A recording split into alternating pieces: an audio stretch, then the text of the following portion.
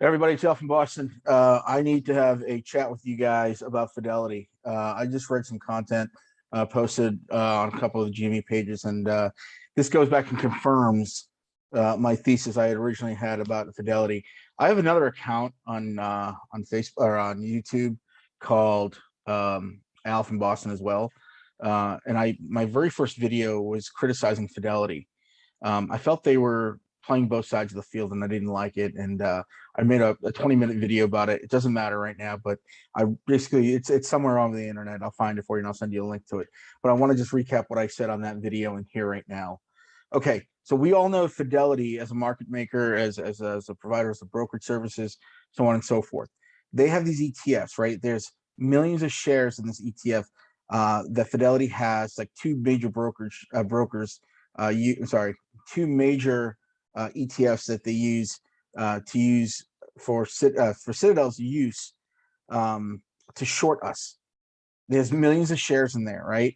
Let me give you a little bit about Fidelity so you understand what's going on. So they're Boston-based, unfortunately, and I'm embarrassed to say that they're from my hometown. It's run by a woman by the name of Abby Johnson, whose father was the former CEO. She basically got this company, inherited it. But she's had meetings with BlackRock, with Steven Schwartzman, Waldron, Goldman, and of course, Ken Griffin, including representatives from China, according to this post. Look, this person is the CEO and manages all the major movement of Fidelity, and she's complicit in our failings to squeeze. And I'm going to just be blunt with you. Fidelity has been fucking us essentially for the last, I don't know, 9 months. When we all left Robinhood, right? When that whole thing happened, they were Johnny on the spot, right? They were Johnny on the spot. They were programmed, I think, they were led to be Johnny on the spot. Their Fidelity app, and they said, "Oh, we're this, that, and the other, and blah blah blah. This is great. Come on over to us." And they added 60,000 new employees to facilitate us, the apes, the retail investors that are meme stocks people, right? That's the truth. You can look it up. You can Google it. You'll find articles about it, how they've increased dramatically their infrastructure. Okay. That being said, these guys have been undermining us the entire time. Fidelity has been providing millions of shares that they own in their ETF to short us, right? They're responsible for the dramatic price drops. They work intimately with Citadel. They have been working with them since day one, and they've been right under our nose. We do options with them. We provide them with so much freaking liquidity and money. It's almost ridiculous. But Fidelity is a cancer within the ape community that needs to be cut out. We need to find another brokerage, somebody that doesn't mess with Fidelity, and it might even be DSRing or whatever the hell it is. It was computer share. That might be the actual answer. But this is unacceptable. We have given these guys millions and millions of dollars, and they've been undermining us with these ETFs, giving them out, loaning them out to Citadel, while they're taking our money for brokerage services, and they were just literally right under our noses. We didn't even bother saying anything, doing anything. We just looked the other way. Well, guess what? They're partly responsible, and in fact, I would say I don't even know how much. I'm going to just say they're mostly responsible for our price drops that we've seen, because they're being lent out to Citadel and the other hedge funds. Fidelity, they have been working against us. They have been unfaithful to us. Unfaithful Fidelity. So there you go. Now you've heard it.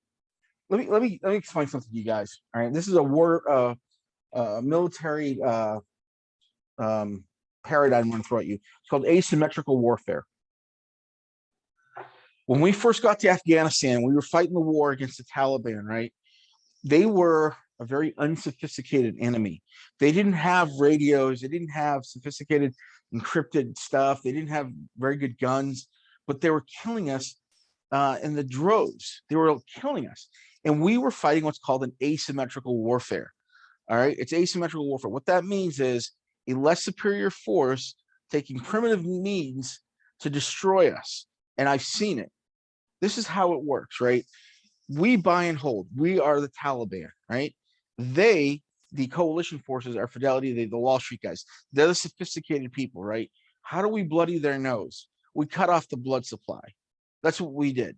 Well, that's what they did to us. They cut off our trade supply routes. They were putting bombs everywhere, all those things, and they were taking pop shots at us.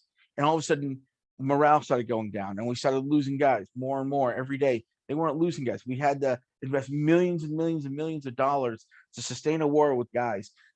These guys don't work like you would think of modern warfare. They don't have cell phones. They don't have email. We're fighting guys from the first century, right? That's what the paradigm is. We are unsophisticated in that respect, right? And we're fighting against an enemy that is technologically and more financially powerful than us. And how do we fight that war? Buy and hold, right? That's what we all thought. Well, we have to be careful about where we spend our money now, because Fidelity has proven to us they cannot be trusted whatsoever. They are both arsonists and firemen. So I suggest we as a community, retail community, start investigating what other applications are available for us to use, because this is unacceptable. Abby Johnson, if you're hearing this, you are a despicable human being for the stunt that you pulled. And Fidelity, you have lost my patronage. I will never, ever do business with you. Al from Boston signing out. Have a good evening.